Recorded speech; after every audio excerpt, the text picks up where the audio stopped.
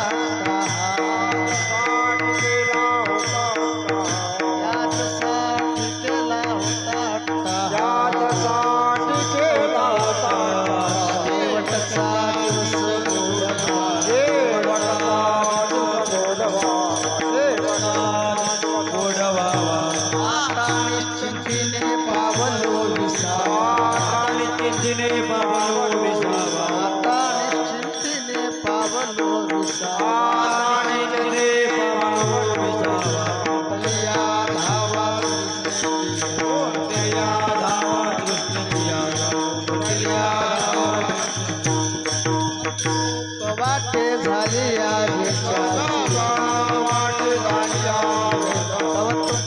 वाटे झाली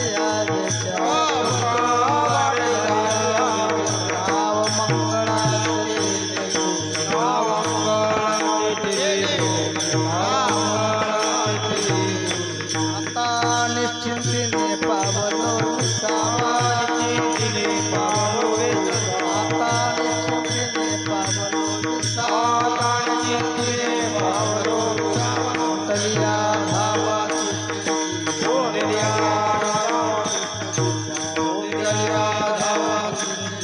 तुका म्हणे मुक्ती परलेली नवरी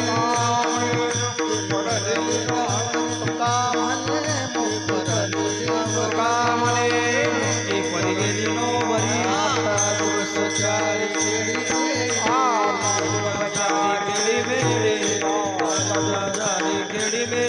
तुका म्हणे मुक्ती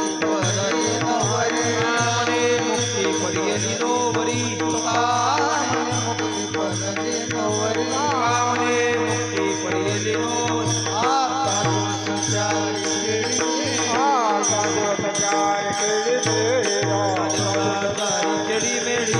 आता निश्चिंतीने पावलो आता निश्चिंतीने पावलो तया धावा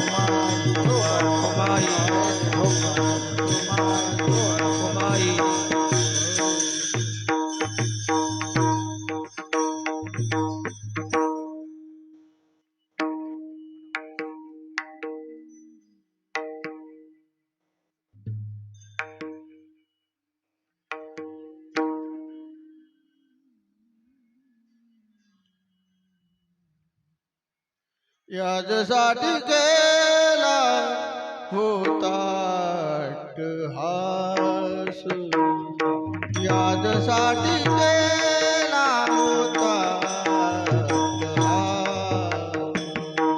याच्यासाठी केला होता हास याच्यासाठी केला होता हास याजसाठी केला होता अट्टहास याजसाठी केला होता अट्टहास याच्यासाठी केला होता हास याच्यासाठी केला होता हास शेवटचा दिवसा गोड बाबा शेवटचा दिवसा गोड बाबा तन चिंतीन पावसा आता निश्चिंतीन पावसा हे शेवटचा दिस गोड भावा शेवटचा दिस गोड भावा आता निश्चिंतीने पावलो विसावा आता निश्चिंतीने पावलो विसावा याजसाठी केला होता अट्टहास याजसाठी केला होता अट्टहास याच्यासाठी केला होता हास, याच्यासाठी केला होता हास. शेवटचा दिवसा गोड व्हावा, शेवटचा दिवसा गोड व्हावा, गोड व्हावा, गोड व्हावा, गोड व्हावा, शेवटचा दिवसा गोड व्हावा, शेवटचा दिवसा गोड व्हावा, आता निश्चिंतीने पावसावा, आता निश्चिंतीने पावसावा. शेवटचा दिस गोड व्हावा, गोड व्हावा, गोड. शेवटचा दिस, शेवटचा दिस गोड व्हावा, शेवटचा दिस गोड व्हावा, आता निश्चिंतीने पावलो विसावा, आता निश्चिंतीने पावलो विसावा. कलिया जावा कृष्णेचिया, कृष्णचिया,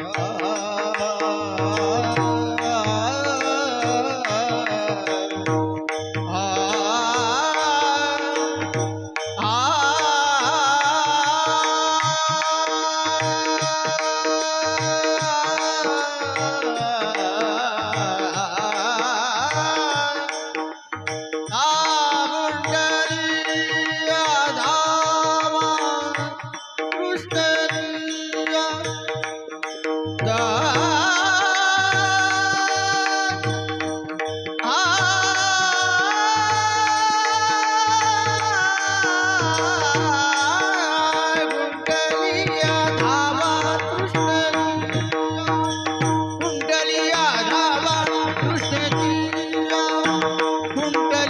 दावा तृष्णेचिया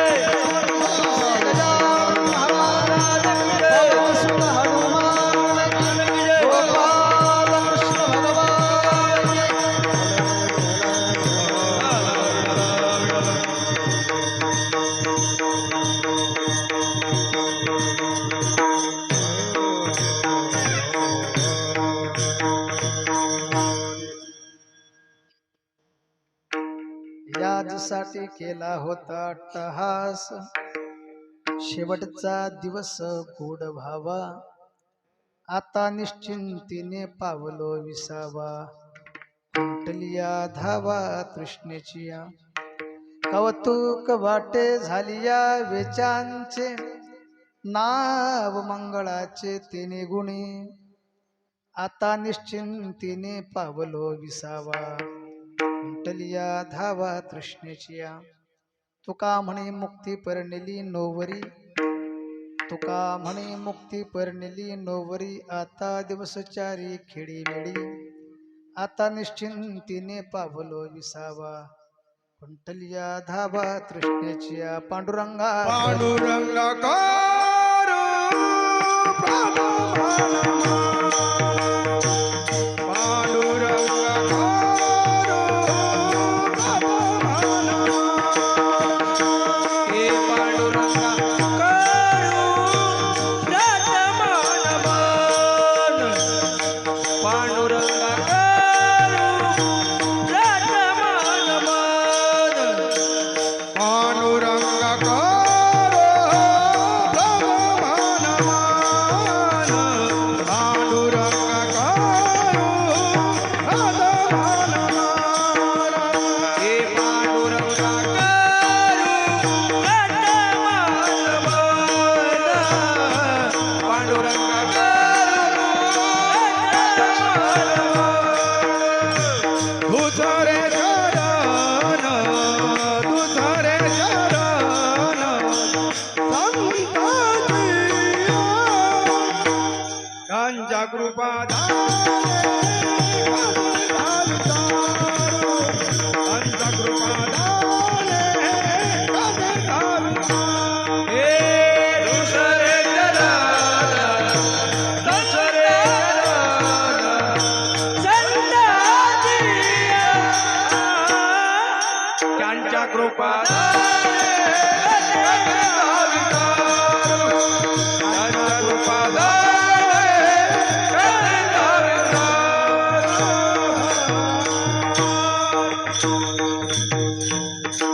पांडुरंगा कृपदान म्हणून दुसरे चरण संताजी या.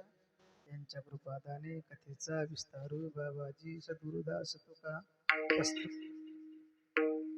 प्राप्त प्रसंगी भगवत चिंतना करता निवडला अभंग जगद्गुरु जगदवंदिनी महाराष्ट्र भूषणशी असणारे पंचम वेद निर्माते श्रीमंत सद्गुरु तुकोबार यांचा उत्कृष्ट महत्वाचा 4 चरणाचा आणि बहुतांशी लोकांच्या परिचयाचा असा अभंग आहे. सेवा किमनिमित्त सांगण्याच्या आधी अभंगाची थोडीशी प्रस्तावना सांगतो, म्हणजेच सेवा किमनिमित्त आपण सर्वांना समजून जाईल, सर्वांना ज्ञातच आहे. जगद्गुरु तुकोबार या अभंगाच्या माध्यमातून जीवनामध्ये प्रत्येक जीवानं अट्टहास कशा करता करावा याचे वर्णन 3 चरणाच्या माध्यमातून सांगतात. तुकोबाराय म्हणतात, याचसाठी केला होता अट्टहास, कशा करता, शेवटचा दिवस गोड व्हावा, आता निश्चिंतीने पावलो विसावा, याच्यासाठी केला होता अट्टहास, निश्चिंतने विसावा मिळावा एवढ्या करता अट्टहास केला होता. आणि हे करत असताना कौतुक वाटे झाली या वेचाची, नाव मंगळाचे तेने गुणे, मंगल जीवनामध्ये घडल्याच्या नंतर काय कौतुक वाटलं, का कौतुक वाटलं याचं कारण आम्ही त्याच्याकरता अट्टहास केला जीवनामध्ये. आणि याचा परिणाम फलश्रुती काय असेल तर असाध्यच असणारा मोक्ष ना मुक्ती, ते मुक्ती आम्ही नोवरी म्हणून स्वीकारले. तुका म्हणे मुक्ती परणिली नोवरी. आणि मुक्ती जर आम्हाला प्राप्त झाली असेल तर त्याचा परिणाम आता दिवस 4 खेडीमेडी, ते 4 दिवस कोणते आपण नंतर पुढे बोलणारच आहे. अभंगाचं विश्लेषण करत असताना तुर्त आपल्या गावातील प्रतिष्ठित नागरिक वैकुंठवासी हरिभक्त परायण नाजूकरावजी हिंगणे अर्थात महादेव हिंगणे यांच्या पंचम पुण्यस्मरणाच्या निमित्तानं होऊ घातलेला हा सप्ताह. आणि तदनुषंगानं आपण गावातील तथा पंचक्रोशीतील लोक इथं भागवत कथेकरता, श्रवणाकरता, कीर्तनाकरता जमले आहात. तद्निमित्तानं अभंग निवडला तुकोबारायचा. आणि पद्धत आहे, संत महात्म्यांचं नामस्मरण, भगवान परमात्म्याचं नामस्मरण करून आपण कुठलीही कथा, कीर्तन, प्रवचनाची सुरुवात करत असतो. त्या अनुषंगानं सेवे लागे सेवक झालो, तुमच्या लागलो निज चरणा. संत महात्म्यांच्या कृपेनं अभंगाचा अर्थ यथामती यथावकाश सांगण्याचा प्रयत्न करतो. श्री संताचे माथा चरणावरी साष्टांग हे करी दंडवत. विश्रांती पावलो सांभाळा उतरी वाढले अंतरी प्रेम सुख. विठाल विठाल.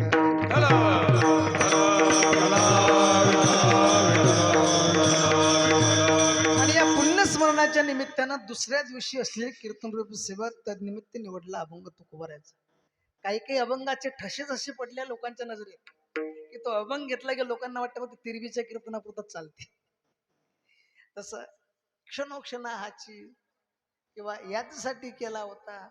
म्हणजे असे अभंग जेव्हा ऐकतो तेव्हा लोकांना वाटतं जणू की महाराजांनी तिरवीच्या करता सिक्का मारला की काय, नाही काय. अभंग घेतला की लोकही बावरतात किंवा हे केमनिमित्त कीर्तन आहे आणि अभंग कशा निमित्त घेताय आणि अभंग कोण द्यायचं की साधारण लागलं पाहिजे, नाही काय. असं काही नाही की तो महाराजांनी तिरवी करताच केलेला अभंग आहे. लोक त्यांचा बहुतांशी कीर्तनामध्ये अभंग घेतात, तो भाग वेगळा असतो. जगद्गुरु तुकोबारायचं 4 चरणाचा अभंगाने तुकाराम महाराज भगवान परमात्म्याच्या पुढे अट्टहास करतात. किंबहुना ज्याच्याकरता अट्टहास करतात त्या फलद्रूप झालं ते तुकोबाराय शेवटच्या चरणाच्या माध्यमातून बोलतात. आणि तद अनुषंगाने आपण सेवेकरता अभंग निवडलाय. आपल्यातून इहलोकातून गेल्या 5 वर्षाच्या आधी निघून गेलेले वैकुंठवासी नाजूकराव भाऊ, त्यांच्या पुण्य स्मरणाच्या निमित्तानं आपल्या नगरामध्ये, आपल्या या ग्राम वरखेडमध्ये भगवान हनुमंतरायाच्या या भव्य प्रांगणामध्ये त्यांचे पारिवारिक सदस्य अर्थात त्यांचे काका आहेत बाळू भाऊ, त्यांचे भाऊ आहेत महादेवराव भाऊ, आपल्या विष्णू पाटील, गजानन पाटील, सुरेश पाटील आणि मुलगा अभिषेक, या आप्त परिवाराच्या माध्यमातून या भागवत कथेचं नियोजन आणि त्याकरता श्री हरिभक्तपरायण सुनील महाराज खारड यांच्या अमृततुल्य वाणीतून घोघोशी ज्ञानरूपी गंगा वाहत आहे. आणि त्या ज्ञानरूपी गंगेमध्ये स्नान करण्याची पर्वणी तुम्हा आम्हा समस्त भाविकांना प्राप्त झाली. हे आपलं भाग्य आहे. विठाल विठाल. सेवेचं कारण आहे पुण्यस्मरण. पुण्यस्मरण म्हणजे काय किंवा वर्ष श्राद्ध म्हणजे काय आणि पुण्यस्मरण करण्याची गरज काय आणि त्याकरता कथा कीर्तन प्रवचनाची तरी गरज काय. आणि आजचा काळ असा आहे की गेल्या 8 दिवसातच पाणी बंद आहे. आता शेतकरी माणसाला खायला रिकाम पण नव्हतं, नाही काय. त्याचं निंदन होत नव्हतं, त्याच्या शेतीत वाया बसत नव्हत्या, त्याला फवारायला वेळ मिळत नव्हती. इकडून तिकडून फवारा काढला की 10 मिनिटात पाणी येत होतं. हे शेतकऱ्याचे हाल. आणि अशा अवस्थेत जर एखादा सप्ताह कथा कीर्तन करतो, जी यातले त्यांना आवड आहे पण बाकीच्यांनी काय उपद्या पहा, नाही काय. इकडे जेवायला फुरसत नाही तर 7 दिवस भागवत कोण ऐकायचं, नाही काय. घरी 6 वाजता आले की म्हशीचं चारा पाणी केलं की आण टाकल्या टाकल्या झोप लागते, कीर्तनात कोण जायचं. कोणाचा विषय आहे, ज्यांना याची आवड नाही त्यांच्याकरता. परंतु ज्यांना आवड आहे त्याच्याकरता हे पर्वणी असते, नाही काय. हे संधी असते की भगवंताच्या कृपेनं आपल्या या गावामध्ये वैकुंठवासी नाजूकराव भाऊच्या पुण्यस्मरणाच्या निमित्तानं जर भागवत कथा होत असेल तर आपण ती श्रवण केली पाहिजे, कथा कीर्तनामध्ये गेलो पाहिजे. आणि योग आहे. आणि खरं सांगू काय, बाकीच्या सप्ताहात कदाचित नाही गेलं तरी चालेल, म्हणजे जाऊ नका असं मी म्हणत नाही. एकदा दुसऱ्या सप्त्यात कीर्तनात नाही गेलं चालते, पण पुण्यस्मरणाचा जर सप्ताह असेल, तेरवीचं कीर्तन असेल तर लोकांनी आवर्जून कीर्तनात गेलंच पाहिजे. विठाल विठाल कशा करता गेलं पाहिजे, कीर्तनकार म्हणते म्हणून नाही. मग जाण्याचं कारण सांगतो. या कीर्तनाच्या माध्यमातून, कथेच्या माध्यमातून आपल्याला वाटते, शब्द कानावर पडल्यानंतर आपल्याला असं वाटते की कधीतरी आपलाही नंबर लागणार आहे. जर आपला नंबर लागला, हा जर म्हणजे लागणारच, जर म्हणण्याचं कामच नाही, पण जेव्हाही आपला नंबर लागेल तेव्हा आपल्याही निमित्तानं असंच होणार आहे. कधी परिवारातले असे सदस्य असले तर, अन्यथा नाही. विठाला विठाला. आपण लोकांना तेरवा करायला वेळ नाही हो. पुण्यस्मरण करण्याची काय गरज आहे, इतकी विचित्र अवस्था आहे. आणि खरं सांगा, पुण्यस्मरण कशा करता करावं. जे पुण्यवान आत्मे असतात त्यांचं स्मरण व्हावं म्हणून तरी पुण्यस्मरण असते, किंवा ज्यांच्या स्मरणानं पुण्य प्राप्त होते त्यांचं स्मरण घडावं, पुण्यवंत व्हावे, घेता सज्जनाची नावे, नाही काय. सज्जनाची साधू पुरुषाची नावं जेव्हा मुखामध्ये येतात तेव्हा त्यांच्या नावाच्या उच्चारानं त्यांच्या नामस्मरणानं जीवनामध्ये पुण्य प्राप्त होत असते आणि त्या पुण्याची जीवाला नितांत गरज आहे. त्याकरता पुण्यस्मरणाचं तेरवीचं कीर्तन ऐकलं पाहिजे. विठाल विठाल कारण ही कथा कीर्तन ऐकताना ते कीर्तनकार कथाकार जेव्हा हे दृष्टांत विषय सांगतात तेव्हा समजतं की नाही काही खरं नाही. पिकलेलं पान आहे कधी गळून पडेल सांगता येत नाही काय. कारण प्रत्येकाला जावं लागतं. उपजेते नाचे हा शास्त्रीय सिद्धांत आहे. त्यात काहीच बदल नाही. जो जन्माला आला त्याला जावंच लागतं. बाधित सत्य आहे. येचे नायूर आले अवतार, येचे नायूर आले अवतार, येरते पामर जीवकीती, येरते पामर जीवकीती. येचे नायूर आले अवतार, येचे नायूर आले अवतार, येरते पामर जीवकीती, येरते पामर जीवकीती. तो महाराज म्हणता इथे नाही उरो आले अवतार. देवादिकांचे अवतार सुद्धा इथं उरले नाही राहिले नाही. त्यांनी सुद्धा इह लोकाचा निरोप घेतला तर सर्वसामान्य तुमच्या आमच्यासारख्या पामराचं काय नाही. अर्थात जावं लागते निश्चित आहे. फक्त फरक एवढा आहे की ज्याची सवय आपल्याला लागली आहे, ज्यांच्याविषयी आपल्या अंतःकरणामध्ये प्रेम मोह माया निर्माण झालेली आहे, ते जेव्हा जातात तेव्हा विशेष दुःख. जीवन म्हणजे एक प्रकारचा प्रवास आहे सज्जनांना. कल्पना करा आपण अकोल्याला रेल्वे स्टेशनवरती गेलो आणि पंढरपूरला जायचं आहे. संध्याकाळची वेळ आहे. आपण ट्रेनमध्ये बसलो. ट्रेनमध्ये बसलो पण आपल्या आधी काही प्रवासी त्या ट्रेनमध्ये चढलेले असतात. तेही मार्गस्थ झालेले असतात. कोणी पंढरपूरला जाणार असते, कोणी लातूरला जाणार असते, कोणी हिंगोलीला, कोणी अकोल्यालाच उतरणार असते, कोणी वाशिमला जाणार असते. आपण तो मार्ग सांगितला म्हणून रेल्वेत चढणारे बरेच लोक चढतात. प्रत्येकाचं मुक्काम गंतव्य ठिकाणी वेगळं वेगळं असतं. आपण ज्या ठिकाणावरती रेल्वेमध्ये चढलो त्या ठिकाणात त्या रेल्वेत चढल्याच्या नंतर ज्या डब्यामध्ये आपण प्रवेश केला, ज्या बोगीत डब्यात आपण प्रवेश केला त्या डब्यात कुठेतरी आपल्याला जागा मिळते. आपण तिथं कुठेतरी बसतो. बसल्यानंतर आपला हे प्रवास सुरू होतो. कधी कधी जागाही नसते उभं राहण्यासाठी लोकांना. तर बसण्याचा प्रश्न दूरच आहे. बसलो आपण त्या रेल्वेमध्ये, चढलो आपण, जागा नाहीये पण कोणीतरी प्रेमळ माणूस असतो तो म्हणतो महाराज बसा. काय तुम्हालाही प्रवास करायचा आणि मलाही प्रवास करायचा. तो आपल्याला कुठेतरी बसण्यासाठी जागा देतो. आपल्या ऍडजस्टमेंट होते. आपण तिथं बसतो. पण तो जागा देतो म्हणून त्याला आनंद वाटतो म्हणून का बाकीच्याला आनंद वाटते का आपण प्रवास करतो म्हणून? नाही. कदाचित आपण बसल्यामुळे ज्या दुसऱ्याला त्रास होतो तो आपल्याकडे डोळे वटारून पाहतो की ही कॅसेट इथं बसली कशी. कारण हा बसला नसता आम्ही सुखात बसलो असतो नाही काय. 3च्या सीटवर 4 बसलो, ऍडजस्टमेंट करावं लागली, त्याला त्रास होतो. पण ठीक आहे शेजारच्यानं बसलो म्हणून बसतो. बोलता बोलता लोकांची ओळख पाळख होते, बोलणं चालू होते, संपर्क वाढतो. कुठं चालले, काय काम आहे, तुम्ही कुठल्या, एकामेकाची ओळख होता होता पुढचं स्टेशन येते. पुढच्या स्टेशनवर आणखी काही लोक चढतात, गाडीतले आणखी काही लोक उतरतात. चढणं उतरणं लोकांचं चालूच असतं. हा प्रवास करता करता 2-3 तास आपण प्रवास करतो. ते 2-3 तास प्रवास करता करता आपण चढल्याच्यामुळे, सीटवर बसल्याच्यामुळे ज्याला त्रास झाला ती व्यक्ती सारखी आपल्याला त्रास देण्याचा प्रयत्न करते. खिडकी तरी बंद करीन नाही काय, पाणी पिताना तोंडाला पाणी तरी उडवीन ना, आपल्याला गरजने तंबाखू सोडीन, ते आपल्या अंगावर तरी फुंकीन म्हणजे याच्या डोळ्यात गेले याला उपद्याप होईल. नाही तर कमीत कमी बसल्या बसल्या झोपीन, झोपता झोपता रेटीन आणि आपल्याला धक्के मारत पडीन आपल्या अंगावरती. इतका त्रास देतो तो. जागी जरी असला तरी मुद्दाम खेटे घेतो. कारण आपण बसल्यामुळे त्याला त्रास झालेला असतो नाही काय.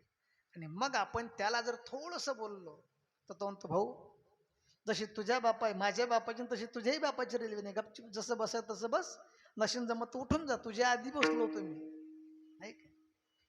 हा जेव्हा तो माणूस बोलतो आणि पुढच्या स्टेशनवर हा भांडणं करणारा माणूस उतरतो तेव्हा आपल्याला काय होते हो?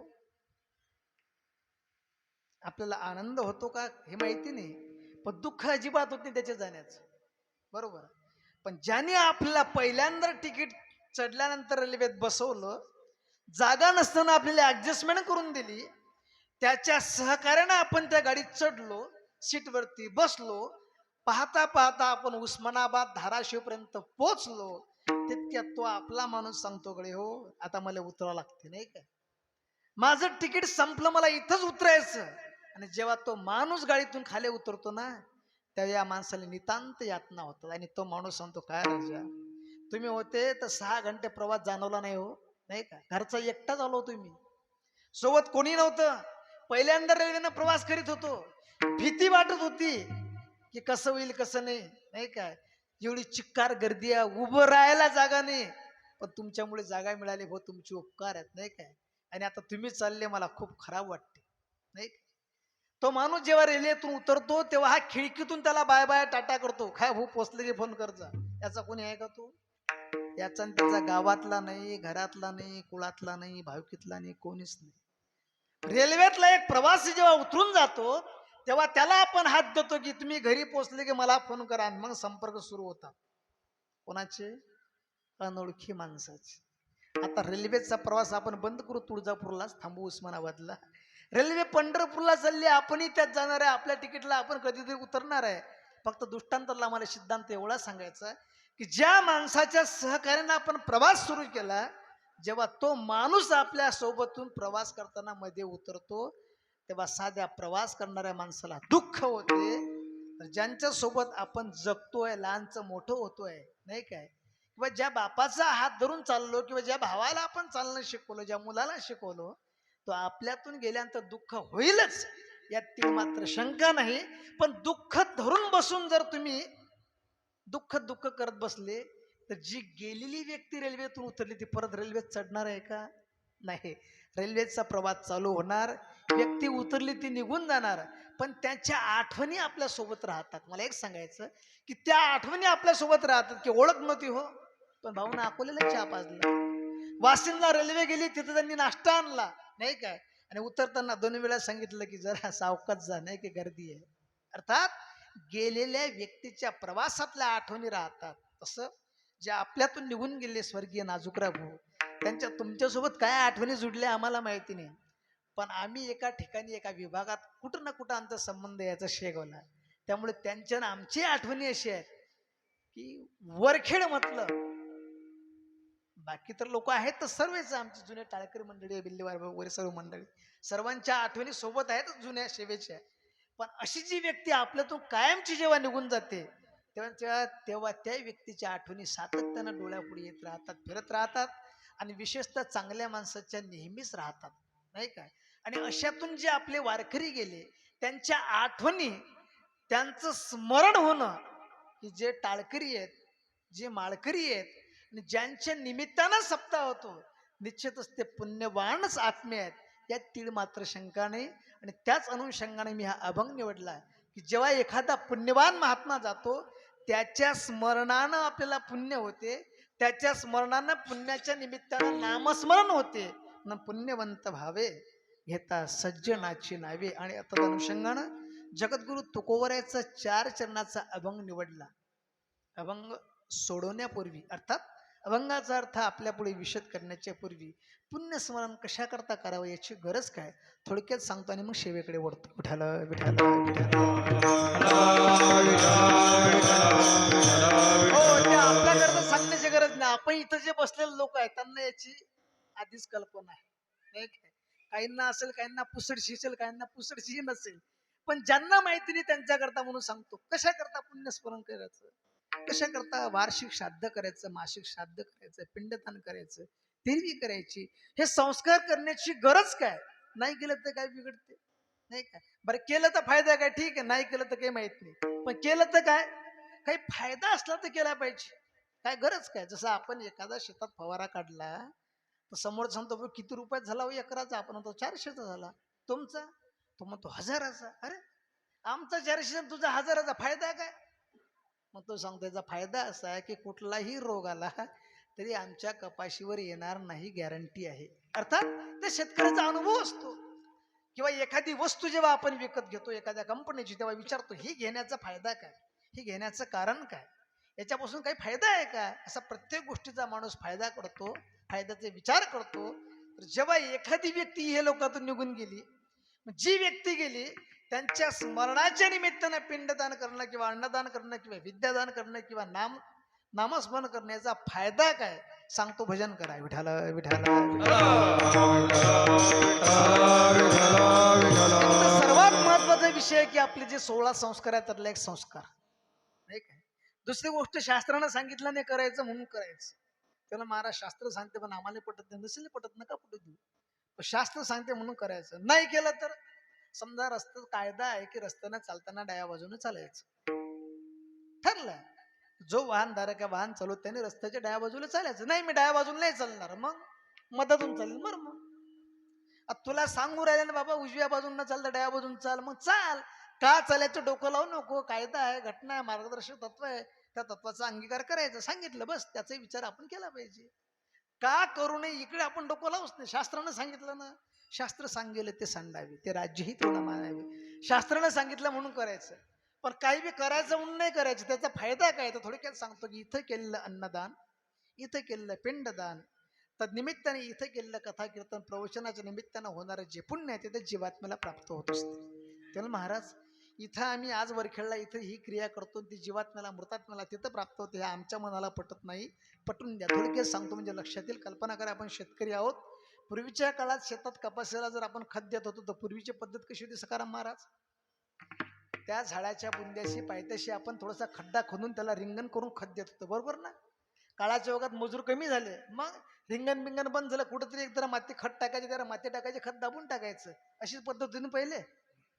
पुन्हा ती पद्धत बंद झाली कारण मजूर वर्ग परवडणारा नव्हता. मग झाडाच्या बुंद्याशी खत टाकायचं वरून. त्यात आणखी सुधारणा झाली. आता मग नवीन नवीन टेक्नॉलॉजी आली. पहिले ठिबकची स्प्रिंकलरची व्यवस्था आली आणि लिक्विड स्वरूपात खत आले. मग तो सुजान शेतकरी काय करतो, शेतामध्ये जिथं ठिबकची स्प्रिंकलरची व्यवस्था केली आहे त्या डॅममध्ये, त्या बकेटमध्ये त्या लिक्विड, त्या जिथं पाणी आणि लिक्विड मिक्स करण्याची यंत्रणा सिस्टीम तिथं बसवली आहे, त्याच्यामध्ये तो द्रव स्वरूपात असणारा खत टाकतो. त्या द्रव स्वरूपात असणाऱ्या खतातून थेंब थेंब थेंब थेंब थेंब लिक्विड पाण्याच्या प्रवाहासोबत झाडाच्या बुंद्यासोबत जाते, बरोबर? आणि झाडाला ते खत मिळते. असंच ना, अशीच पद्धत आहे ना खत देण्याची. आता नवीन टेक्नॉलॉजी, द्रव स्वरूपात असणारं जे खत आहे ते देण्याची हीच पद्धत ना. आता एक सांगा, खत कुठं आहे? विहिरीच्या जवळ किंवा बोरच्या जवळ ते लिक्विड टाकलेलं आहे. पोचते कुठं? झाडाच्या बुंद्याजवळ. मग आता इथं टाकलेलं खत तिथं पोचते की नाही? इथं गेलं अन्नदान तिथं पोचणार नाही का? इथं गेलं नामस्मरण तिथं पोचणार नाही का? एक म्हणजे महाराज डोकं नका लावू, विहिरी जोडचं पाणी झाडाजवळ पोचते तर नळी टाकेला ना ठिबकची.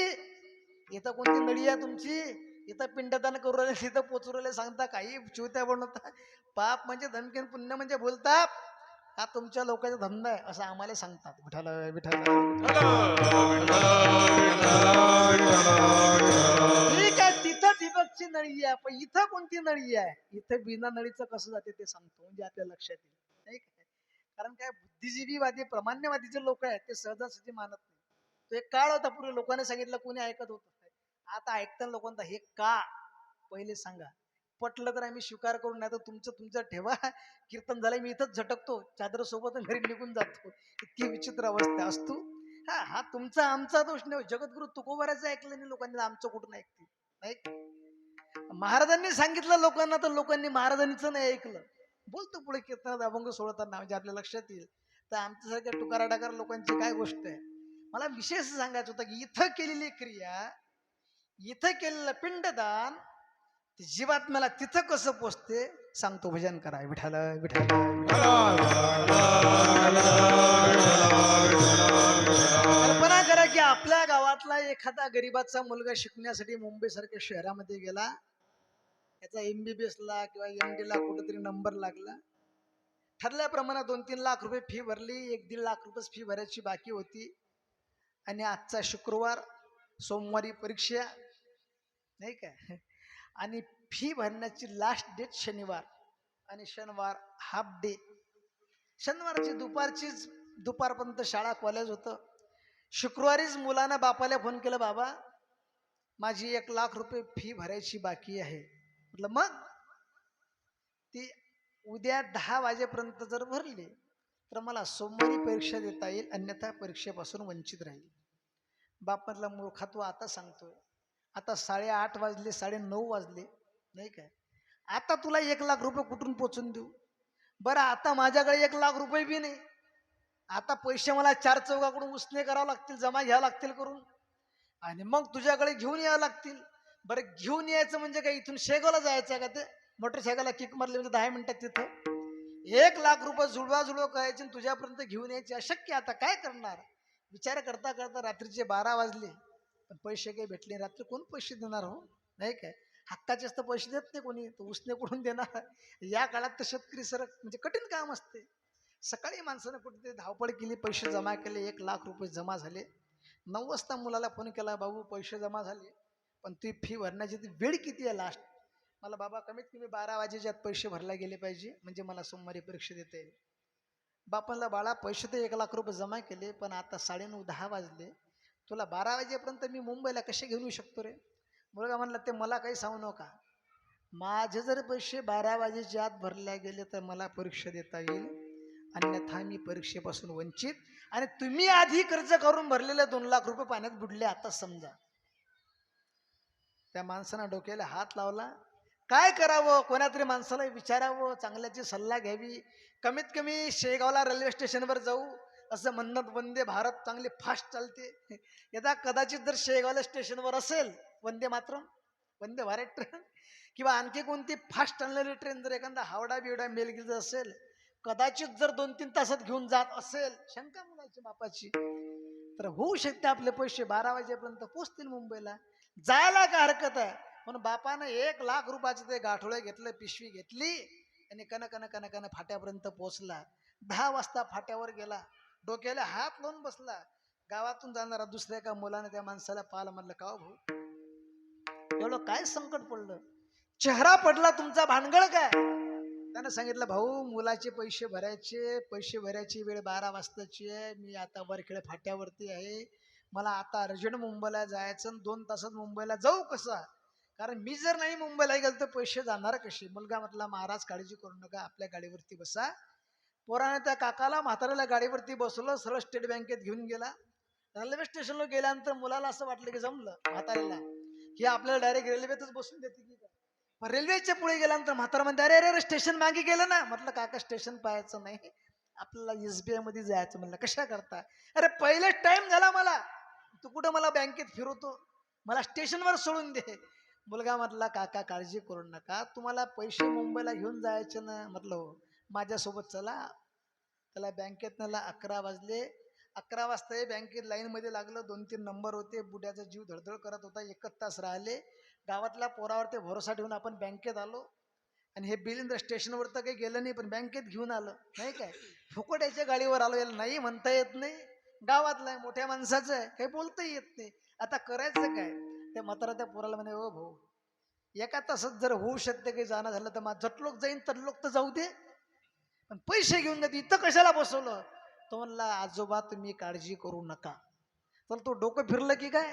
मला तुम्ही अजिबात टेन्शन घेऊ नका, इथंच बसा 5 मिनिटं, नंबर आला की सांगतो.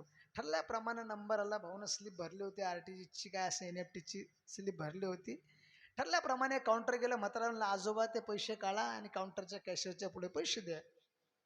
म्हातारा त्या माणसाला, त्या पोराला खालून वरून पाहत होता. म्हणलं, काय रे, मला काय शंभळ पुशे समजतो काय? हा, लोक रात्र चोऱ्या करतात का? तो दिवसा बँकेत चोरी करतो का? डोकं फिरलं का तुझं? अरे पैसे मी या मॅनेजरला द्यायला नाही आणले, माझ्या मुलाचे मुंबईला शाळेत पोहोचवायला आणले. तू खुशराम सांगतो कॅशियरला पैसे देऊन टाका. मला, आजोबा शांत बसा 10 मिनिटं, ती पैसे फक्त कॅशियर जोड द्या. कॅशियरनं पैसे मोजले.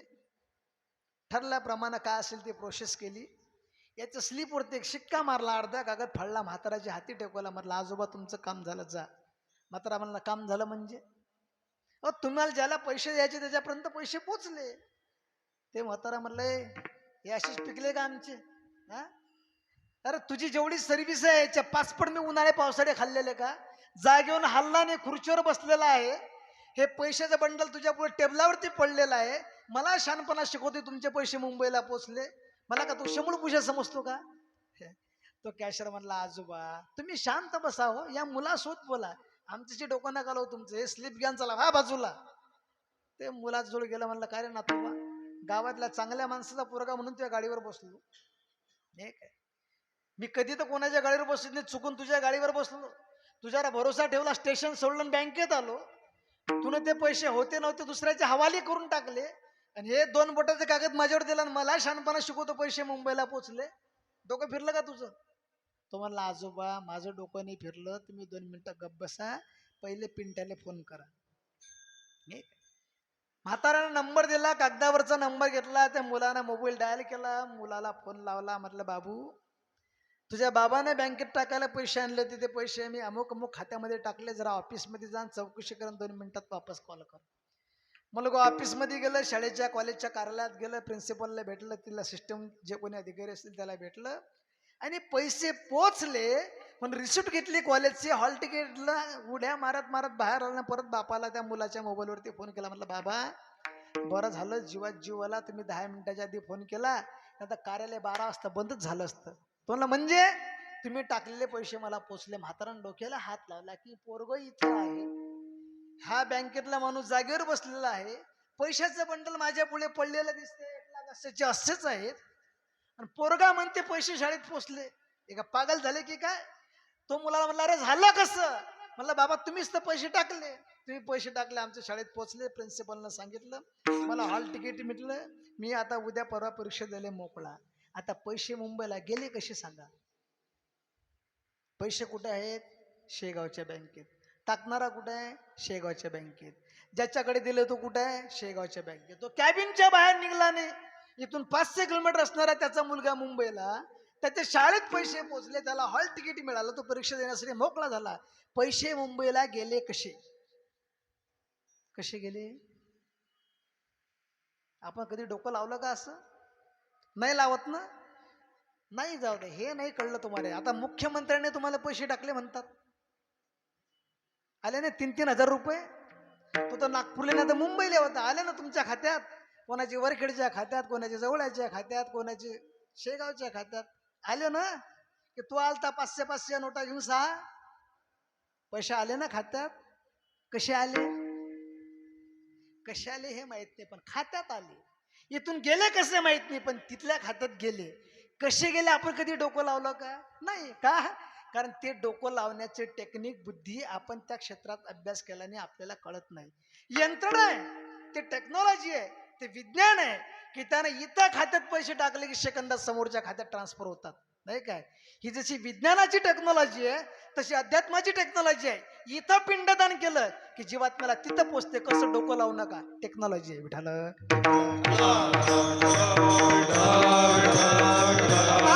पैसा जसा ट्रान्सफर होतो तसं इथं केलेलं पिंडदान क्रियाकर्म त्या जीवात्म्याला तिथं मिळते. हे आपण डोकं लावणे का? कारण आपल्याला समजत नाही पैसे कसे गेले, हेच तर समजत नाही. मग समजत असेल तर त्याचा अभ्यास करा, तंत्रज्ञानाचा.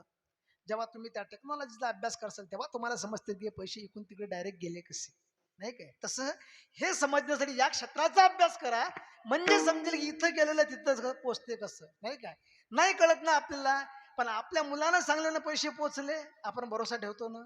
तसं आपल्या बापदाद्यानं सांगितलं ना, नाही का? संत महात्म्यानं सांगितलं ना हे करायचं, त्याच्यावर भरोसा ठेवावाच लागेल.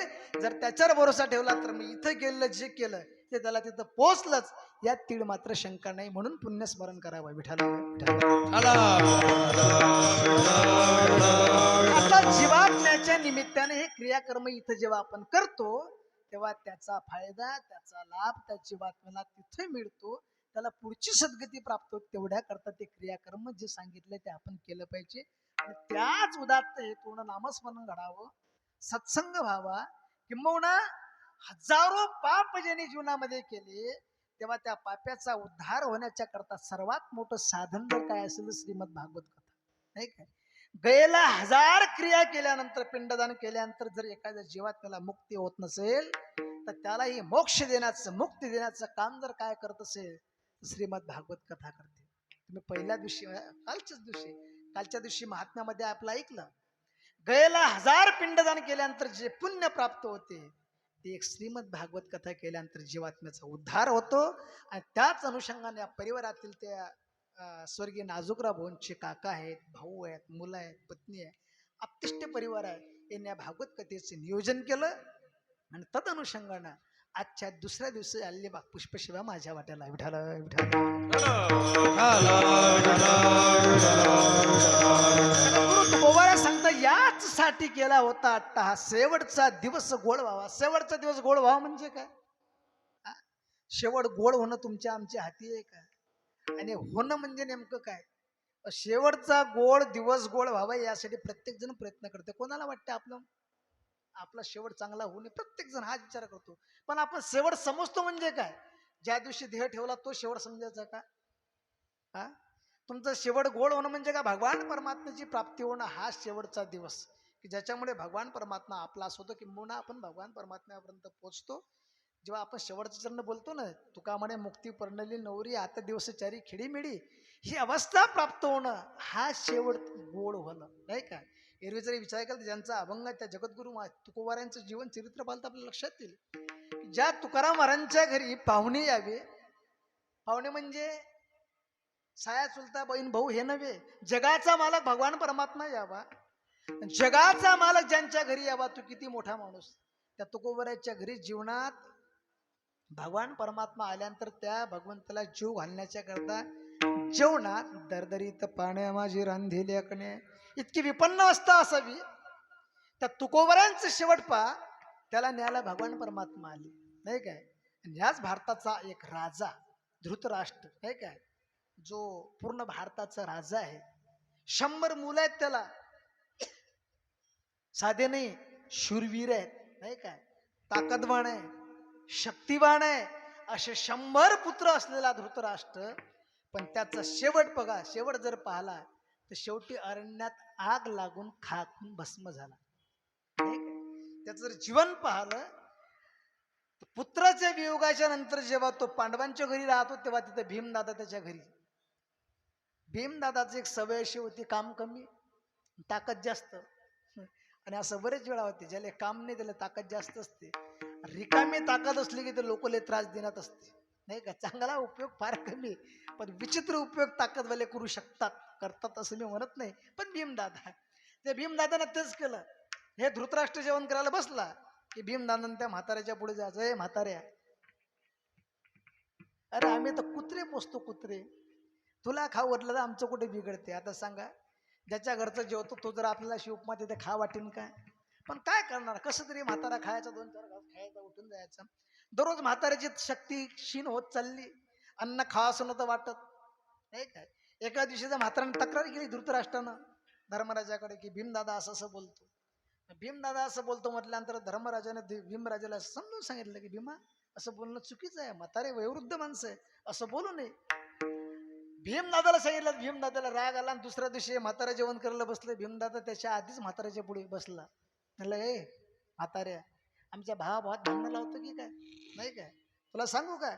अरे तुझे अन्न खातो ना, हे तुझ्या मुलाच्या रक्ताचं आहे, नाही काय? तुझ्या मुलांचा नायनाट केल्यानंतर जे आम्ही राज्य जिंकलो, त्या राज्याच्या माध्यमातून तो खातो. या अन्नामध्ये तुझ्या मुलाच्या रक्ताचे कण आहे, काय खावं वाटेल त्याला? शेवटी धृतराष्ट्र रात्री अंधारातून निघून गेला. आणि अंधारात निघून गेल्यानंतर जंगलामध्ये त्याला आग लागली, वनवा लागला. आणि त्या वनव्यामध्ये आगीमध्ये तो सापडला आणि शेवटी त्याचा क्षय झाला. आता तो विषय मला बाजूला ठेवायचा. जगाचा आहे, भारताचा राजा धृतराष्ट्र, त्याचा तो शेवट. पण जगद्गुरु तुकोबारांचं जर जीवन चरित्र पाहिलं तर तुकोबाला नेण्यासाठी भगवान परमात्मा आले. बरं, आल्यानंतर भगवान परमात्मा महाराज बसा, गाडी तयार आहे. देव किक मारायला बस तयारच होता. तो म्हणलं, देवा इतकी घाई नको करू, सोबत कोणी येते शिंद पाहतो, नाही काय? तुकोबारा गावात फिरले, लोकांना विचारलं, चालता का, चालता का? शेगावला नाही, वैकुंठाला, नाही काय? वैकुंठाला कोण येते हो? कोण येते वैकुंठाला? लोकांना महाराज काय पागल झाले की काय? वैकुंठा बिकुंठाला निवरायला आम्हाला? लोकांनी ऐकलं नाही म्हणून शेवटी महाराज देवाला म्हटलं, देवा बाहेरचे ऐकत नाही, कमीत कमी घरचे विचारतो येतील तर. कारण जेव्हा कोणी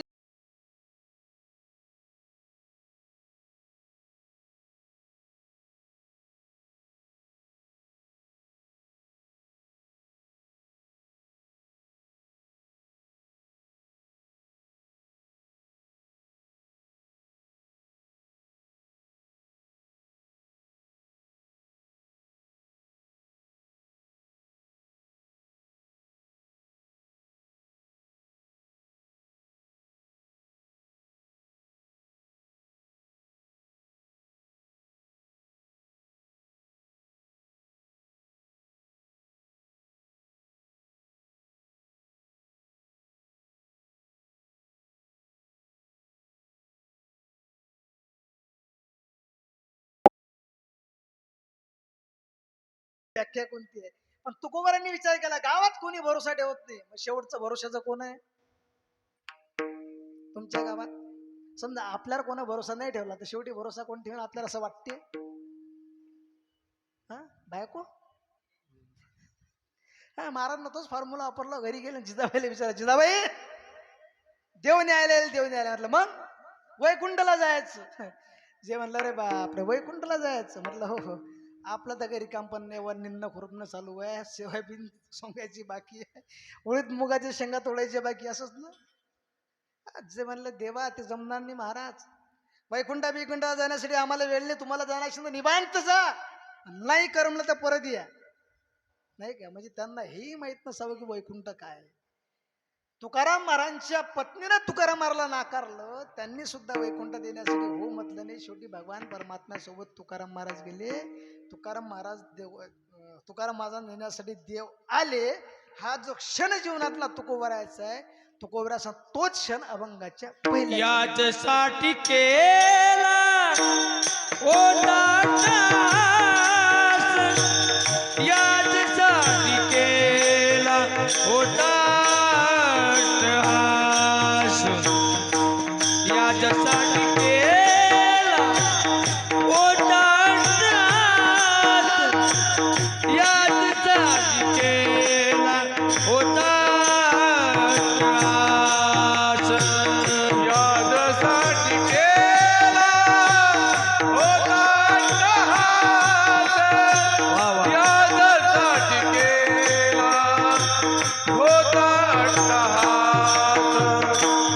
याच्यासाठी केला ओटाटास, याच्यासाठी केला ओटाटास. ओ, ओ, याच्यासाठी केला ओटाटास,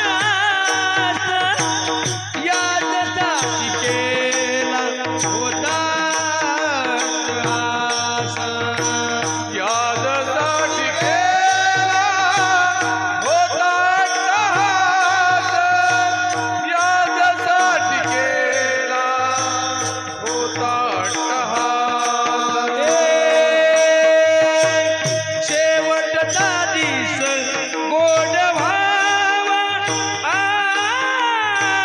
शेवटचा दिस गोड व्हावा, याच्यासाठी केला ओटाटास, शेवटचा दिस गोड व्हावा. आता निश्चिंतीने पावलो विसावा, आता निश्चिंतीने पावलो विसावा. ओ, ओ, ओ, ओ, आता निश्चिंतीने पावलो विसावा, आता निश्चिंतीने पावलो विसावा, आता निश्चिंतीने पावलो विसावा, आता निश्चिंतीने पावलो विसावा, आता निश्चिंतीने पावलो विसावा, आता निश्चिंतीने पावलो विसावा.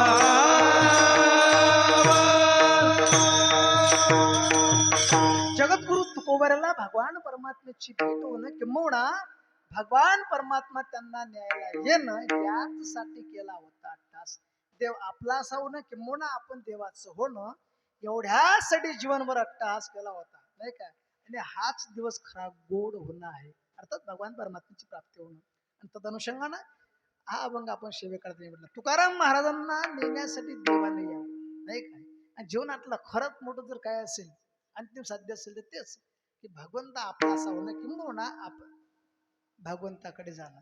आणि असे असणारे जगद्गुरु तुकोबारांनी सांगितलं की मी एवढा जो अट्टहास करतो, अट्टहास म्हणजे प्रयत्न, हे कशा करताय तर देवाला आपलंसं करण्याच्या करता. तुमच्या आमच्या प्रत्येकाची हीच अपेक्षा असते, हीच कामना असते की देव आपलासा व्हावा किंबहुना आपण देवाच्याकडे जावं. फक्त आता बोलायची भाषा जरा वेगळी वेगळी आहे, तो भाग वेगळा असतो, परंतु देव आपलासा होणं, देवाच्या जवळ जाणं, भगवंताशी तादात्म्य साधणं, हा जीवनातला खरा गोड होणं. आपण असा अर्थ समजू. विठाला विठाला.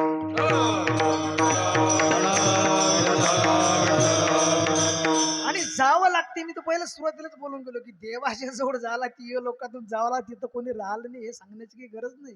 हे प्रत्येकाला लागूच आहे. आपण लाख प्रयत्न केले की कदाचित ती वेळ, मृत्यूची वेळ आपल्या जीवनात येऊ नये म्हणून कोणाचे खरे झाले, त्या प्रयत्नाला यश आलं, असं कधी झालं नाही आणि होणार नाही. नाही काय? कारण जो आला त्याला जावं लागते. आपण पहिले बोलून गेलो, महाराजांनी प्रमाणे दिलं की देवा तिकडनं इथून जावं लागलं, तुमची आमची सर्वसामान्य माणसाची सोय नाही काय? मृत्यू हा अटळ आहे, तो आपल्याकडे येणार आहे आणि आपल्याला त्याच्या सामोरे जावं लागणारच आहे. आपण कितीही कितीही काहीही ऍडजस्टमेंट करा, तिथं जमत नाही. बाकी जीवनामध्ये जगत असताना ऍडजस्टमेंट केली पाहिजे. बाकी व्यवहारामध्ये जीवन जगत असताना ऍडजस्टमेंट केली पाहिजे. कारण जो ऍडजस्टमेंट करतो त्याचं सहजासहजी चांगलं भलं होते. नाही काय? तुम्ही जर ऍडजस्टमेंट जर नाही केली, तेटरपणा ठेवला तर जे व्हायचं ते होत नाही. सोपं उदाहरण सांगू. 65-70 वय लागलं आपलं, मग आपण ऍडजस्टमेंट केली पाहिजे. भाजीत मीठ नसलं तर बंबलून यायचं तसं खायचं, गपचूप बसायचं. आज का आपला स्वर वाढला की उद्या भाजीच दिसत नाही, मीठ तर दूरची गोष्ट. समजलं ना? नाही समजलं? आणखी सोपं सांगतो.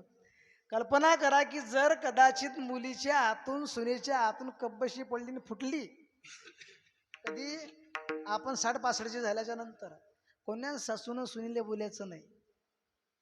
तिने एक कब्बशी फोडो का पुन्हा कब्बशीचं घर फोडो. का? कारण कमीत कमी आपण मुखी आहे तर उद्या दुसऱ्या कब्बशीत तरी कब्बरच्या येईल. पण का आपल्या तोंडातून थोडासा शब्द निघाला, तुझ्या मायनं तुला एवढं शिकवलं का, एक शब्द जरी बोलले तर डबल कब्बशीत दिसत नाही आपल्याला कायमची मरेपर्यंत. समजून राहिलं तुम्हाला? म्हणून जसं जसं वय वाढते तसं तसं माणसाने ऍडजस्टमेंट, तसं तर वय वाढते तेव्हाच नाही, प्रत्येक क्षणाक्षणाने ऍडजस्टमेंट केलं पाहिजे. ऍडजस्टमेंट ही सर्वात मोठी पॉलिसी आहे. जेवढं तुम्ही सहकार्य करसाल, ऍडजस्टमेंट करसाल, तेवढं सहजासहजी सहज होते. पण तुम्ही जर ऍडजस्टमेंट नाही केली तर मग क्षणोक्षणाला दुःख भोगावं लागते. पण मृत्यूच्या बाबतीत ऍडजस्टमेंट चालत नाही. व्यवहारात सर्व ठिकाणी ऍडजस्टमेंट चालेल, पण मृत्यूच्या बाबतीत ऍडजस्टमेंट ढवळाढवळ अजिबात चालत नाही. तो आला की तो पाहत नाही हा किती चांगला आहे, हा काय करते, हा काय करत होता, त्याला काय हे नाही. त्याचं आलं की तो त्याला गडोगडी काळ वाट याची पाय, गडोगडी काळ वाट याची पाय, गडोगडी काळ वाट याची पाय, गडोगडी काळ वाट याची पाय. अजून किती आहे अवकाश, अजून किती आहे अवकाश, हरिमुखी गाता हरपली चिंता, हरिमुखी गाता हरपली चिंता. अजून किती आहे अवकाश, अजून किती आहे अवकाश, हरिमुखी गाता हरपली चिंता, हरिमुखी गाता हरपली चिंता. महाराज म्हणतात घडोघडी काळ वाट याची पाहे, अजून किती आहे अवकाश. कशाला? 10:30 वाजायला अर्धा तास आहे, काळजी करू नका. काळ सारखी वाट पाहतोय की अजून किती वेळ बाकी आहे. वेळ आली रे आली की तो काळ कधी घात करेल सांगता येत नाही. तो मोजमाप करण्यासाठी बसलाय, तिथं तो याच्याकडे ऍडजस्टमेंट ढवळाढवळ काही चालत नाही. उदाहरण मग सांगतो. तेथे न चाले काही, मग तेथे न चाले काही, सत्ता संपदा राहील ठाईचे ठाई, सत्ता संपदा राहील ठाईचे ठाई, पुढे संचित जाईल ग्वाही, हे पुढे संचित जाईल पायी. तुका म्हणे तई अमात्या, तुका म्हणे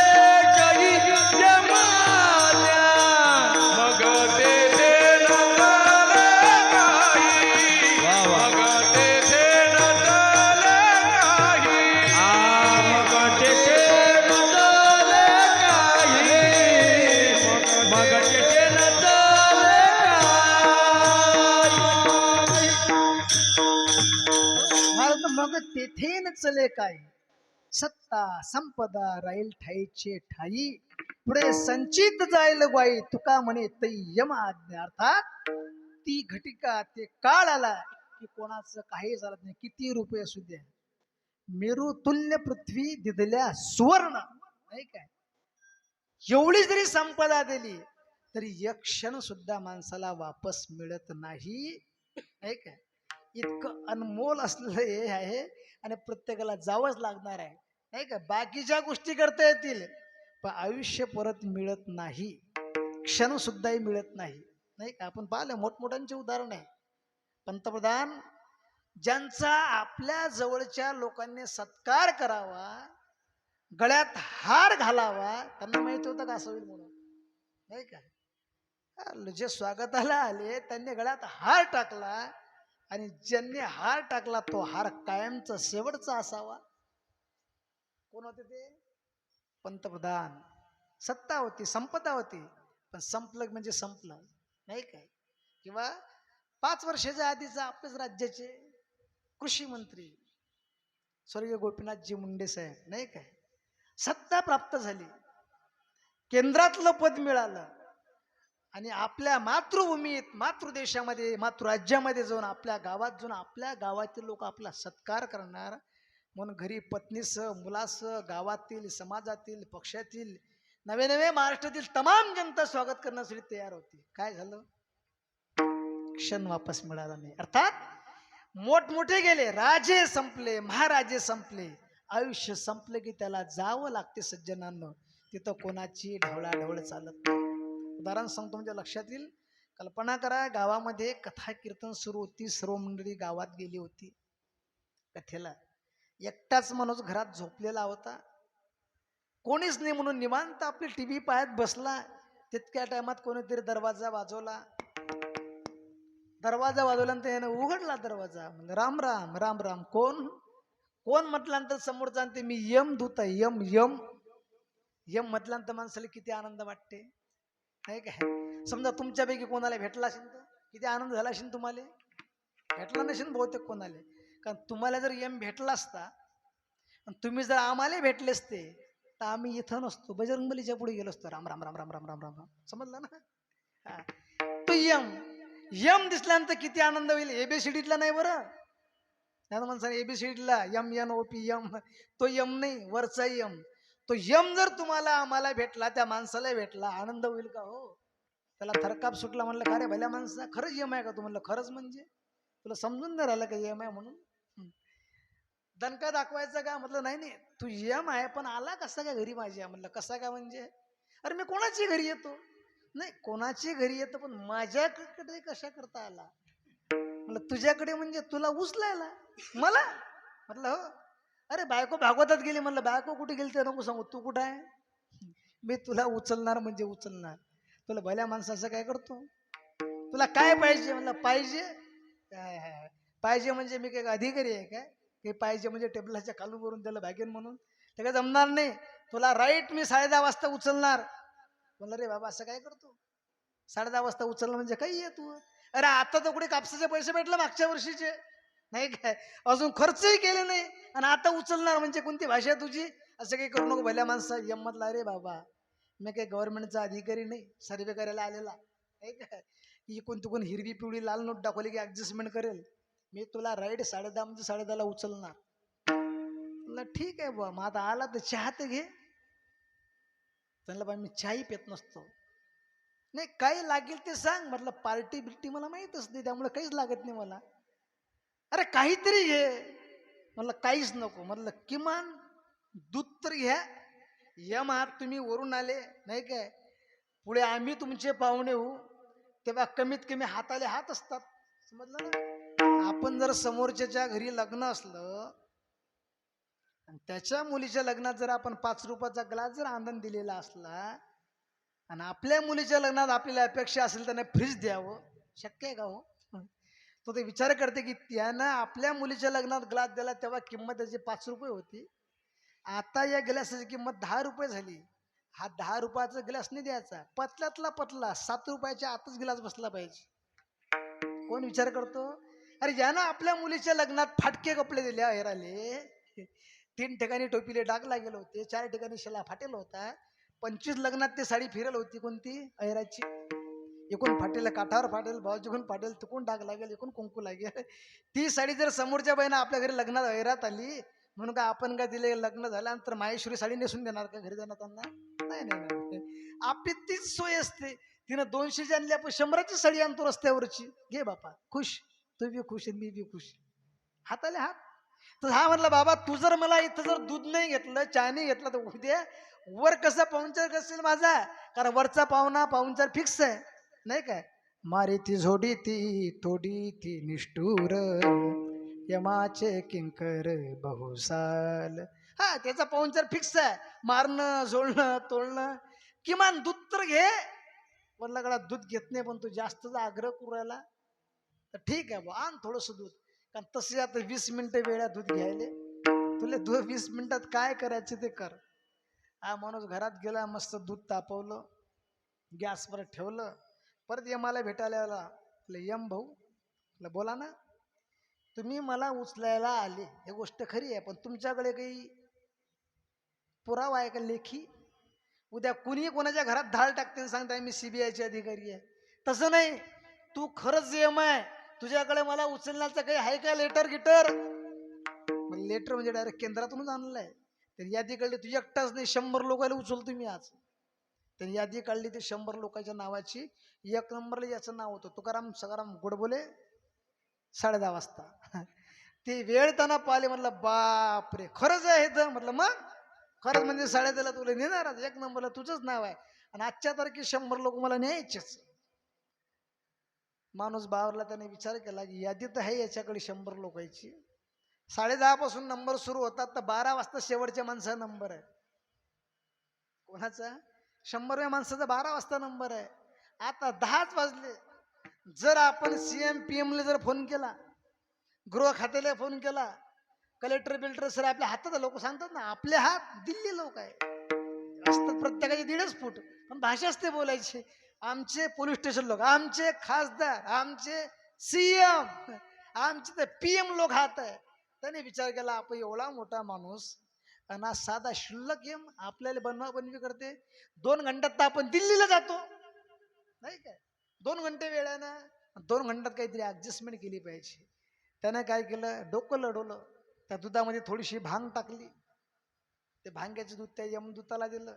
यमानं ते दूध घेतलं. यमाच्या लक्षात आलं, पण त्यांनी विचार केला, जिथं गेलो तिथलं तसं झालं पाहिजे. खरं सांगतो, मोठ्या माणसाचा मोठा गुणधर्म आहे, जिथं गेले तिथले तसे व्हायचं. नाही तर नाही, मला असं पाहिजे, आम्हाला असंच पाहिजे, आपलं त्याच्याशी जमत नाही, घरी जाय, इथं थांबू नको. बऱ्याच लोकांना सप्तेवन पाळले हो याच्याकरता, नाही काय? असं असलं तरी येतो, यूज नको ना बा, कशाला फालतू उपकार करतं. असं असलं तर येतो, तसं असलं तर जातो, काही गरज नाही तुझी आम्हाला. अर्थात मोठ्या माणसाचा गुणधर्म आहे की जिथं गेलं तिथलं ऍडजस्टमेंट केलं पाहिजे, बस त्याच्यासारखं व्हायचं, तुमचं मोठेपणा घरी ठेवायचं. अरे तुला MA PhD झाला इंग्लिशमध्ये, म्हणून का नर्सरीच्या पोरासुद्धा इंग्लिश झाडतं काय? अरे त्याला समजते काय? त्याची लायकी काय? ज्याला आई म्हणता येत नाही, बाबा म्हणता येत नाही, त्याच्यापुढे तो सुरू टॉकिंग इंग्लिश, टॉकिंग, तो काय टॉकिंग, काय इंग्लिश, काय बोलीन तो, नाही काय? त्याची क्षमता काय ते कोण बोलणं त्याच्यासोबत. त्याला पहिले मातृभाषा बोलणं शिकव, मग ती कोणती भाषा शिकव, जपानी शिकवतो का इटली शिकवत होतं, समजून राहिलं तुम्हाला? त्याच्यासारखं होऊन त्याला शिकवण्यात मोठेपणा आहे. आणि तो जो शिकवते त्यालाच पंत म्हणतात, गुरुजी म्हणतात आदरयुक्त. अर्भकाचे साठी पंते धरली हाती पाठी, नाही काय? लहान मुलाला त्याच्या भाषेत शिकवावं लागते. असा गोल काळा म्हणजे शून्य, त्याला चेंडू म्हणतात. त्याला उभी रेष लावायची, त्याला दांडू म्हणतात. मग त्याला विट्टी दांडू एकाचा. मास्तरला येत नाही का एकाचा? पण मास्तरला मुलासारखं लहान व्हावं लागते आणि मग शिकवावं लागते, तर ते मुलाला पट्टे. विठाल विठाल, हे त्याच्यासारखं झालं तर त्याला समजीन. नुसतं त्या मास्तरला इंग्लिश टू इंग्लिश बोलणं सुरू केलं, 2 घंटे लेक्चर, पोराला काय समजणार आहे? काय रे काय शिकवलं बापा, आज एवढं शिकवलं, काय काय शिकवलं, पण लय शिकवलं आहे. शिकवलं काय? मला लय शिकवलं, काय शिकवलं नाही कळणार, ते मुलगा कधी शिकणार नाही, नाही का? असतो तो यमदूत होता. यमाने विचार केला, आपण मृत्यू लोकात गेलो ना, मृत्यू लोकातला नियम आहे, मग काय नियम आहे? हे पोटात पडले की अंगात येते. इथला नियम. त्याला विचार केला आता हे कपभर दूध पिलं तर शांत झोपून राहायचं. अंगात आणलं अशी झोपून राहायचं. त्याने ते भांग्याचं दूध पिलं, शांत झोपून राहिलं 5-10 मिनिटं. तितक्या टायमध्ये बिलिंदराने त्याच्या खिशाली यादी काढली. 1 नंबरच नाव होतं. ते नाव व्हाईटनरनं पुसून टाकलं. सरीत खाली 100 नंबरले नाव टाकलं. ती यादी परत घडी केली आणि त्याच्या खिशात टाकून दिली यमदूताच्या. बरोबर 10:30 वाजायला 2-3 मिनिटं कमी होते.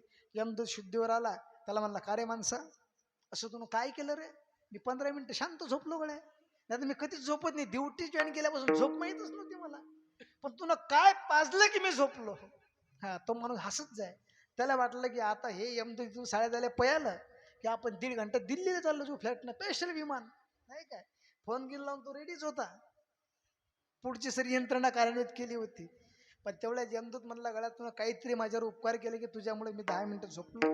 तरी झोप मला माहित नाही. मी तुझ्या उपकाराचा ऋणी झालो. काय पाहिजे ते सांग.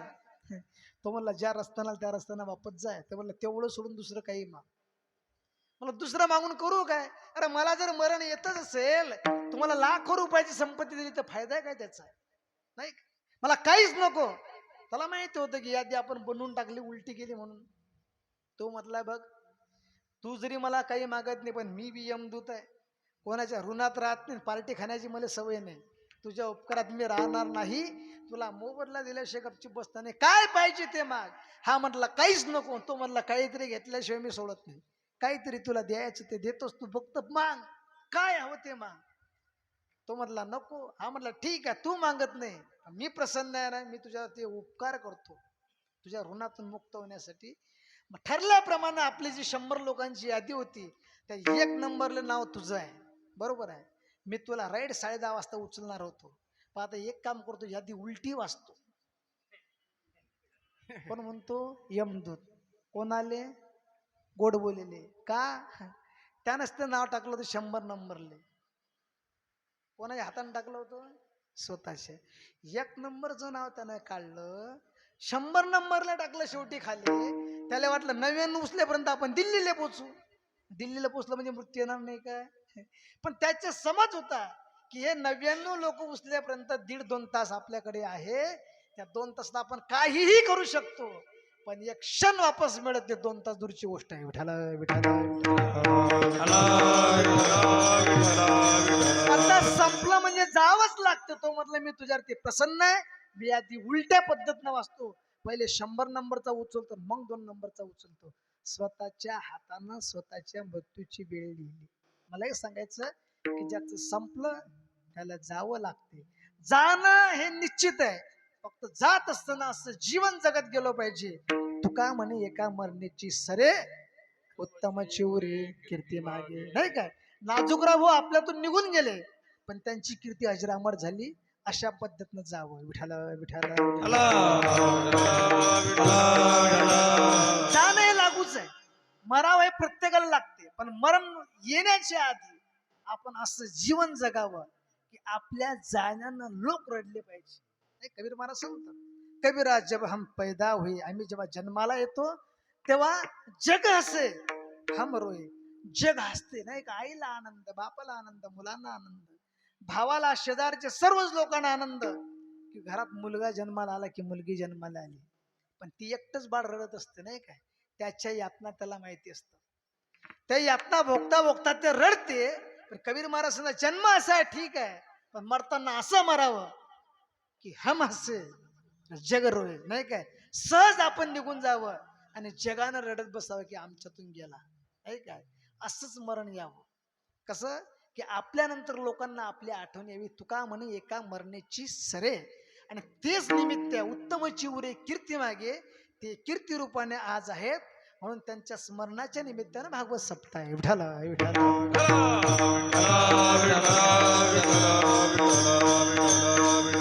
आणि ही अवस्था जेव्हा होते तेव्हा काय होते? तुका महाराज अभंगाचे दुसरे आतानी चिंतीने पावलो विसावा हो. आतानी चिंतीने पावलो विसावा हो. आतानी चिंतीने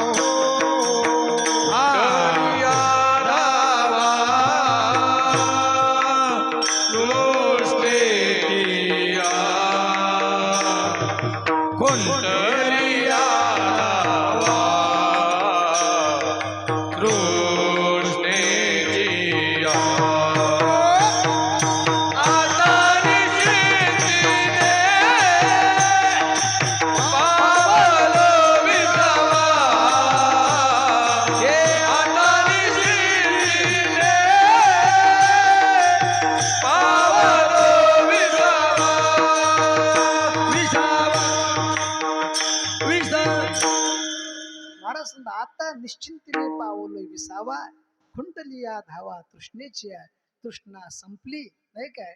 आणि निश्चित मुक्कामापर्यंत जिथं पोहोचायचे तिथपर्यंत पोहोचलो. आता कुठं जाण्याचं शिल्लक नाही. मुक्कामापर्यंत पोहोचलो की प्रवास समाप्त होतो. थोडक्यात सांगतो तुझ्या लक्षात येईल. सद्गुरु गजानन महाराजची पालखी आषाढीला पंढरपूरला जाते. पंढरपूरला गेल्यानंतर जेव्हा परतीला निघते ना, इकडून जाताना लोक दिवस मोजत जातात, कधी पोचतो कधी पोचतो कधी पोचतो. अंतर जास्त असते, परतीला त्यांना कमी दिवस असतात, नाही काय. मग तिथून पालखी निघते पुढे करकाम, पुढे कोरडवाडी, पुढे ओपळा स्टेशन, पुढे भूम, पुढे चौसाळा, पुढे पाली, पुढे बीड, पुढे लालवाडी, पुढे जालना, पुढे बीबी, पुढे लोणार. मुक्काम सांगतो ना पुढचे. पुढे लोणार, पुढे मेकर, पुढे जानेपूर, पुढे शिरला नेमाने, पुढे आभार, पुढे खामगाव, पुढे शेगाव, पुढे. आता का बसले गपचूप? कारण आता मुक्कामाला पोचलो. आता मुक्कामाला पोचलो, महाराजांच्या दरबारात स्वगृही आगमन झालं. आता पुढे जाण्याची गरज नाही. अर्थात निश्चित ध्येयापर्यंत पोचलो म्हणजे आपला पुढचा प्रवास संपला. तो प्रवास सुखरूप झाला. याच्यासाठी आम्ही आज अट्टहास केला होता. महाराज सांगतात तो आमचा दिवस गोड झाला. त्याचा परिणाम तुका म्हणे मुक्ती परंडली नवरी. आता दिवस चारी खेडीमेडी. 4 दिवस सलोकता, समीपता, स्वरूपता, सायुज्यता, 4ही मुक्त्या आमच्या जीवनात प्राप्त झाल्या. अर्थात ते मुक्ती आम्ही प्रदान केली, ती नवरी झाली. त्याच्यासोबत आम्ही 4 दिवस खेडीमेडी. आम्ही खेडी 4 दिवस म्हणजे 4 मुक्ती. त्यांच्या सवासात आम्ही जातो. 4ही मुक्ती आम्हाला, मोक्ष आम्हाला मिळाले. आता आमच्या जीवनात कोणती इच्छा पूर्ण झाली नाही, बाकी राहिली नाही. आता एकच इच्छा, हाताने टाळे वाजवा, मुखाने भजन करा. विठोबार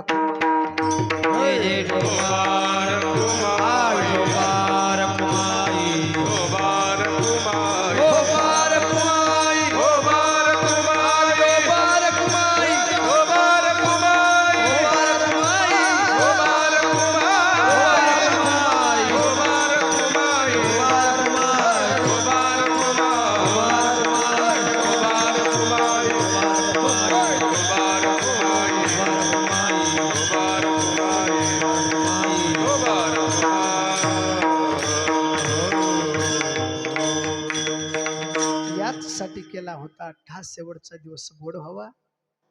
अभंगाचा यथामती येता अवकाश भावार्थ सांगण्याचा प्रयत्न केला. आपली निर्धारित वेळ समाप्त झाली. स्वर्गीय नाजूकराव भाऊच्या स्मरणाच्या निमित्तानं हा असणारा सप्ताह. तदनुषंगानं गावातील, परिवारातील, गावातील, परिसरातील मंडळी आली. त्या परिवाराच्या वतीनं नाजूकराव भाऊचा मित्र या नात्यानं सर्वांचे आभार. कानडे भाऊ आहेत, आमचे ताकोते महाराज आहेत, बाकीची मंडळी सर्वजण आलेत. तुमच्यामुळे या कार्यक्रमाला शोभा आली. असेच उर्वरित दिवस आपल्या सर्वांचं योगदान लाभो. आणि या सप्ताह ज्या उद्देशानं ठेवला तो उद्देश सफल होत, परिवारासह म्हणजे नियोजन करण्याचा जो हेतू होता तो हेतू सफल व्हावा याकरता या परिवाराला, या गावकरी मंडळीला, आपले बाहेरच्या मंडळीचे सहकार्य लाभो. आपलं सर्वांचं सहकार्य लागून हा सप्ताह निश्चितपणे पूर्णत्वाकडे जात आहे. उर्वरित दिवस सुद्धा आपण असेच बहुसंख्यानं उपस्थित राहून भागवताची कथा कीर्तनाची शोभा वाढवावी ही विनंती करतो आणि सेवा समाप्त करतो. ज्ञानेश्वर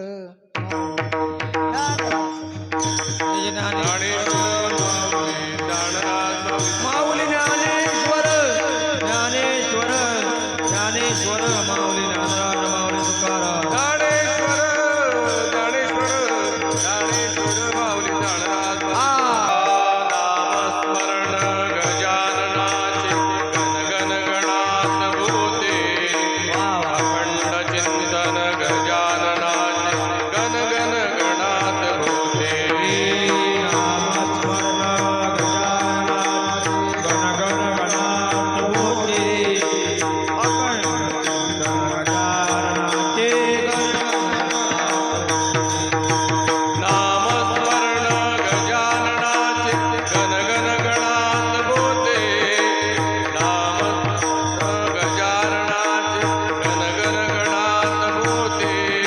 नामस्मरण गजाननाचे गण गणात भूते अखंड चिंतन गजाननाचे नामस्मरण गजाननाचे गण गणात भूते अखंड चिंतन गजाननाचे गण गणात भूते